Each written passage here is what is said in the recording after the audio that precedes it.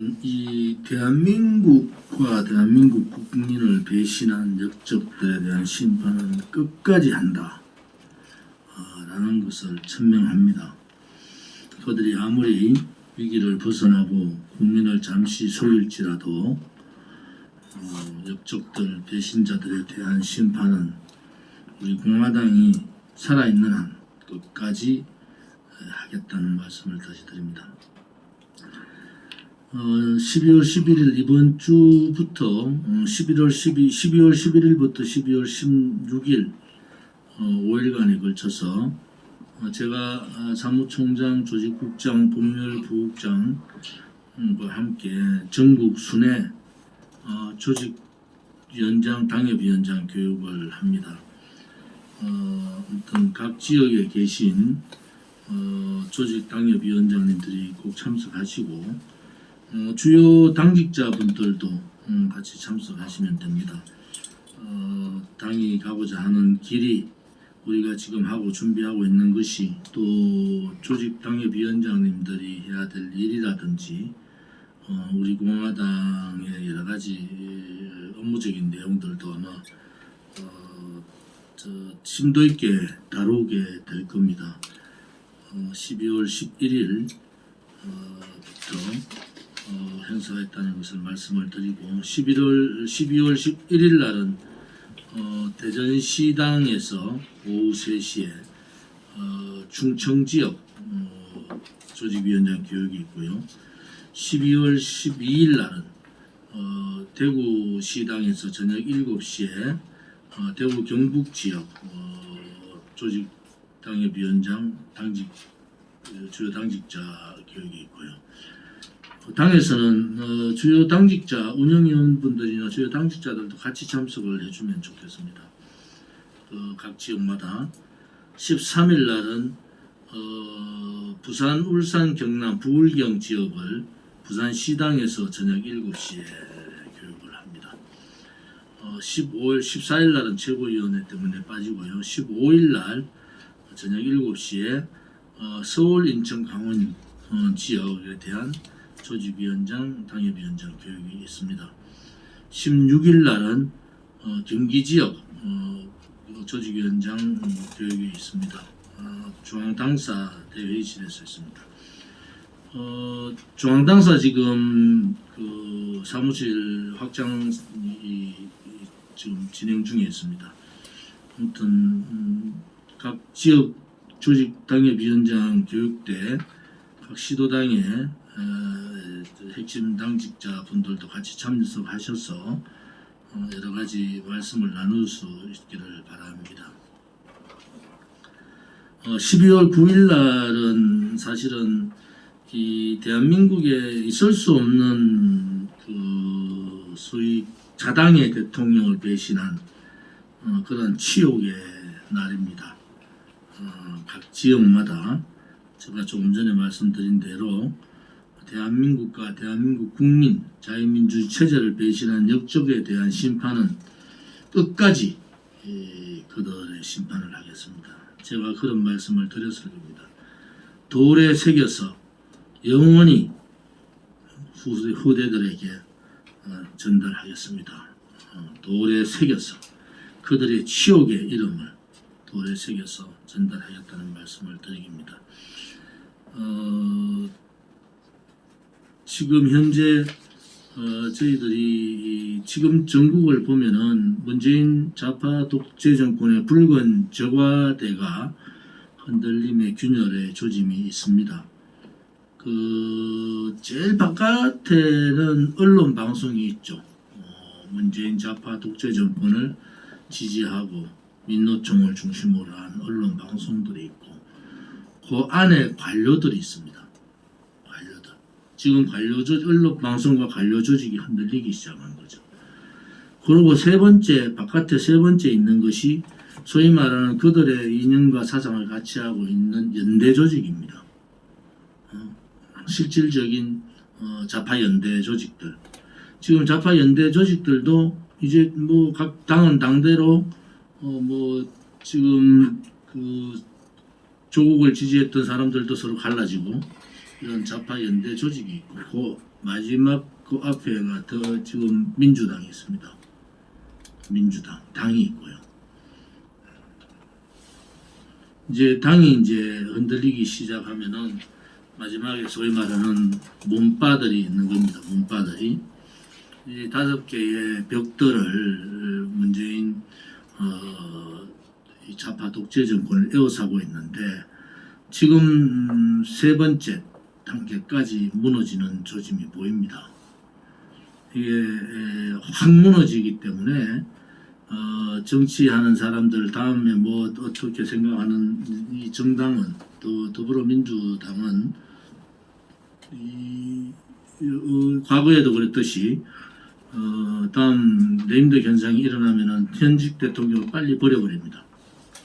그러면서 말타기를 되게 잘해요.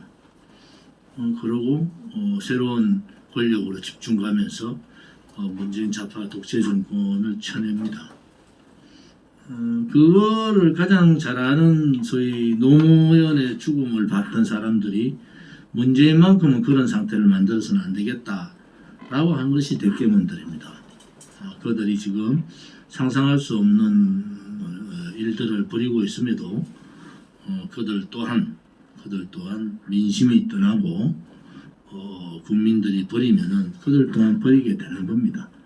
지금 단계로는 세 번째 단계까지 소위 말하는 좌파 연대의 균열 조짐이 일어나고 있다 보고 있습니다. 지금 뭐 민주당에서 이러쿵저러쿵 김태현이나 소위 말하는 돌격대들이 이러쿵저러쿵 떠들어도요.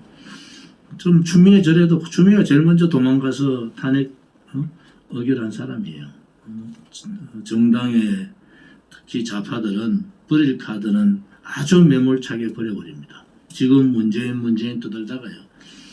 지지율이 30% 초반대로 내려가면 바로 말타기 하는 것이 민주당이고 과거의 좌파들이었다. 그런 부분에 있어서도 우리 공화당은 파악을 하고 그들의 아킬레스건을 흔들어야 되는데 안타까운 것은 바깥에 목소리를 내는 세력이 우리 공화당밖에 없고 그렇지 않고 지금 유튜브도 지금 국내가 나라가 다 망하고 법이 악법으로 채워지고 이게 그런 상황인데도 미국 대통령 선거 가지고 서로 치고받고 난리를 합니다. 지금 중요한 것은 공수처법을 비롯한 이 악법들 또 지금 체제에 반하는 국가보안법 문제 또 국정원법 문제 또 자유인권의 문제 이런 부분들을 이번 12월 9일 국회에서 후다닥 다 통과시켜버리겠다는 거 아닙니까? 결국은 그들 또한 국민의 심판대에 목을 내놓을 수밖에 없는 상황이 온다. 김종인 영감이 제가 볼 땐 노망한 것 같아요. 왜냐하면은 거짓 탄핵의 진실, 이 불의의 탄핵, 불법 탄핵을 밝히야지만이 대한민국의 종북, 친북, 친중 사회주의 토착 발갱이 세력들을 몰아낼 수가 있는 기회입니다. 지난 총선 때 보수 정당에 참패를 했는 근본 원인은 중도론자들이잖아요. 내각제론자들. 이꼬로 탄핵 세력들이잖아요.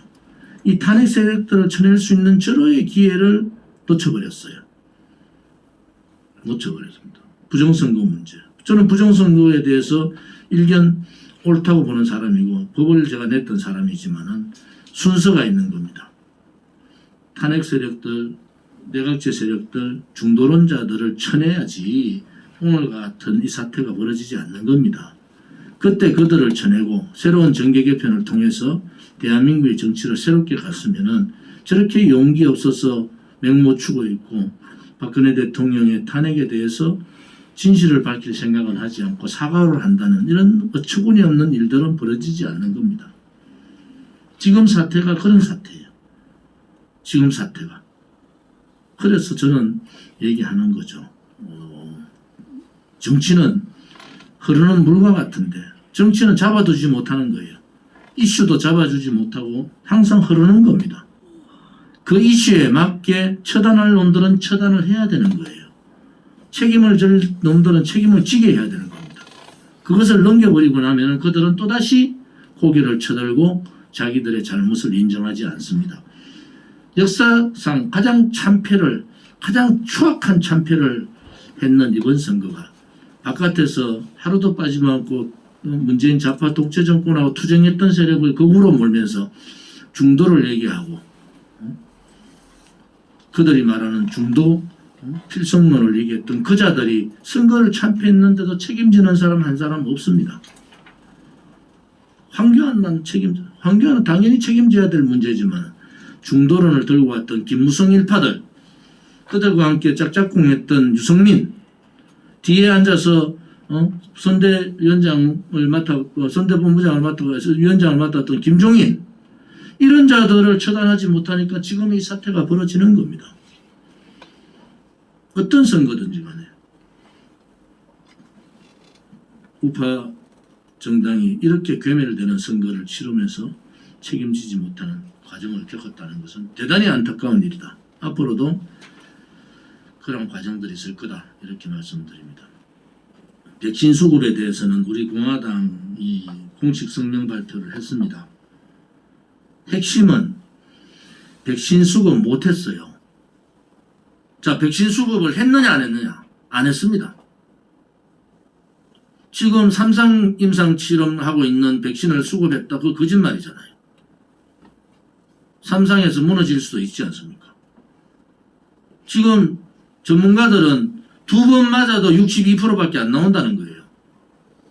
그것은 백신에 대한 효과가 거의 없다는 거 아닙니까?